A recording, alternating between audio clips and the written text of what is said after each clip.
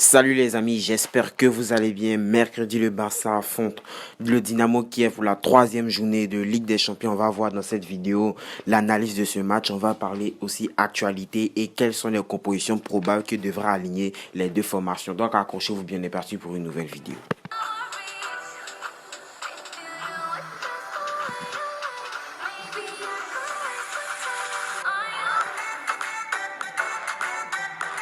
Pour la plupart des supporters du Barça et en principe les supporters du football, vous ne connaissez pas le Dynamo Kiev. Le Dynamo Kiev est une équipe qui a été créée le 13 mai 1927 et dont l'actuel président est Ihor Souki. Cette équipe-là évolue dans le championnat d'Ukraine d'où ils sont déjà premiers avec 20 points. C'est une équipe qui joue d'habitude le haut de tableau dans le championnat d'Ukraine. Mais en Ligue des Champions, depuis les dernières années, ils ont toujours été habitués à jouer soit à la Ligue Europa en finissant troisième ou à perdre et repartir à la maison. Donc c'est une équipe plutôt facile à jouer pour le Barça. C'est l'équipe la plus abordable dans la poule de ce groupe où on note la Juventus et Ferencváros.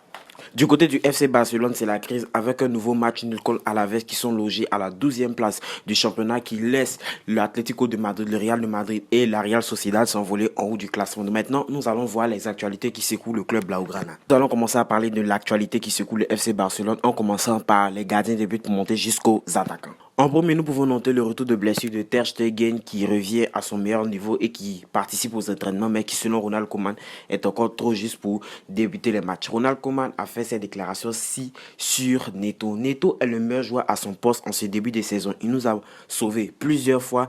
Il est bon en ce début de saison et je compte sur lui pour la suite. Voilà mon avis. Ter Stegen est meilleur que Neto, ça il faut le dire. Neto n'a pas été du tout bon sur tous les matchs à l'image du Classico où il s'est fait humilier par Luka Modric. Ter Stegen, à la différence de Neto, il sait jouer au pied. Maintenant, comme le gardien, on a besoin des joueurs qui savent jouer du pied à l'image de Ter Stegen ou encore Neuer. Donc de là à dire que Neto a été parfait sur tous les matchs au ce début de saison, c'est un peu abusé. Au niveau de la défense, nous pouvons enregistrer le retour de blessure de Umtiti, mais qui selon Ronald Koeman est encore trop juste pour débuter les matchs. Mais néanmoins, il y a un vrai problème au niveau de la défense, notamment avec Sergio Roberto, notre latéral. Sergio Roberto, je veux plus de lui à ce poste car Roberto arrive à se projeter vers l'avant, mais les centres ne sont pas bons techniquement, les centres n'arrivent jamais à destination. Je voudrais plutôt un Serginho Dest qui n'hésite pas à prendre le couloir et à se projeter vers l'avant avant de revenir vite en défense. Sa vitesse en fait un défenseur difficile à passer, tout ce que Sergio Roberto n'a pas en gros. Donc je voudrais, comme latéral droit, je voudrais que Serginho Dest prenne la place de Roberto car ce sera plus bon techniquement et il pourra nous apporter de meilleurs centres.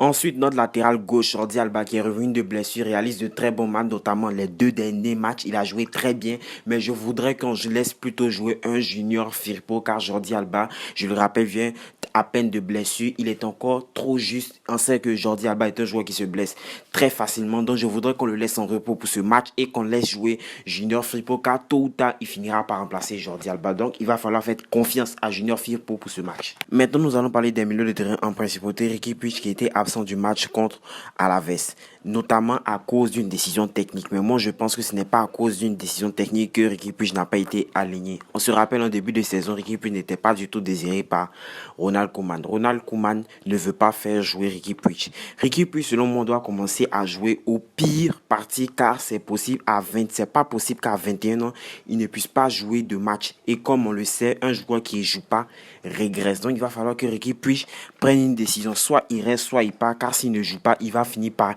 régresser. Ce n'est pas possible qu'un joueur de 21 ans ne puisse pas jouer de match encore en équipe A. On peut noter aussi la titularisation de Miralem Pjanic qui s'intègre parfaitement au groupe, qui enchaîne les matchs. Ça, c'est bon pour la confiance. On espère qu'il continuera ainsi sur cette lancée et deviendra l'un des meilleurs milieux de terrain à son poste avec le FC Barcelone. Passons à l'attaque. Maintenant, nous pouvons noter la masterclass d'Antoine Griezmann qui a enchaîné deux bons matchs contre la Juventus et l'une contre le Deportivo Alaves où il a été notamment décisif. Ronald Koeman déclara ceci: le but de Antoine Griezmann va l'aider et cela lui redonnera confiance. Je suis d'accord avec Koeman, mais il va falloir enchaîner derrière, chose jamais faite par l'attaquant français depuis qu'il est arrivé au Barça. On espère qu'il continuera sur cette lancée et continuera à nous marquer encore des buts. Mais par contre, tout va mal pour la star des socios Messi qui fait le feu des critiques en Espagne car il n'est plus décisif dans le jeu. Nous avons l'impression que plus personne n'a peur de Lionel Messi. À défaut d'exemple, le match contre Alaves, il s'entêtait à entrer dans l'axe pour faire un exploit individuel, chose difficile puisque Alaves était regroupé dans l'axe. C'est vrai, Messi n'est pas performant ce début de saison, il ne marque pratiquement plus dans le jeu, mais je pense qu'on peut faire toujours confiance à Lionel Messi qui sait se montrer décisif dans les grands matchs. On sait qu'il ne nous abandonnera pas, on espère qu'il sera décisif et que tout ira pour le mieux la prochaine fois pour lui. Et voilà, c'est tout pour l'actualité des socios en Espagne. Du côté du Dynamo Kiev, il va falloir se méfier des joueurs tels que Adamiuk et Loginov qui sont très bons en défense, très performants, qui forment un vrai duo de défenseurs. Ce sont des joueurs qui ne laissent pas passer les attaquants. Ils sont très difficiles à passer, un peu comme Serginho Dest, comme je vous l'ai dit tout à l'heure. Il va falloir s'en méfier. Et en attaque, Nazarenko qui est décisif, qui marche sur l'eau en ce début de saison.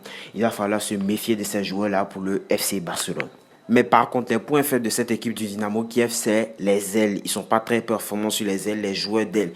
Il va falloir être explosif sur les ailes parce que c'est de là que va venir tous les dangers selon moi du côté du FC Barcelone.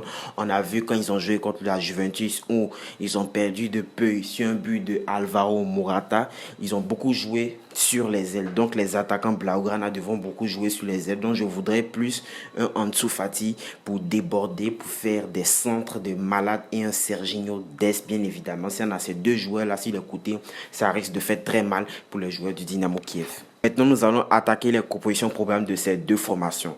Le Dynamo Kiev devrait évoluer en 4-1-4-1 avec comme gardien Sarvanaski, latéral droit Lucas Taylor, les défenseurs on aura Adamiuk et Loginov, le latéral gauche ce sera Tsuvikov, le milieu ce sera Ignatsenko, les quatre de devant ce sera Nazarenko, Kogut, Pikalionol et Di Franco, tandis qu'en attaque on aura Dovic. Tandis que le FC Barcelone devrait jouer en 4-2-3-1 comme d'habitude avec comme latéral gauche Junior Firpo, la charnière centrale.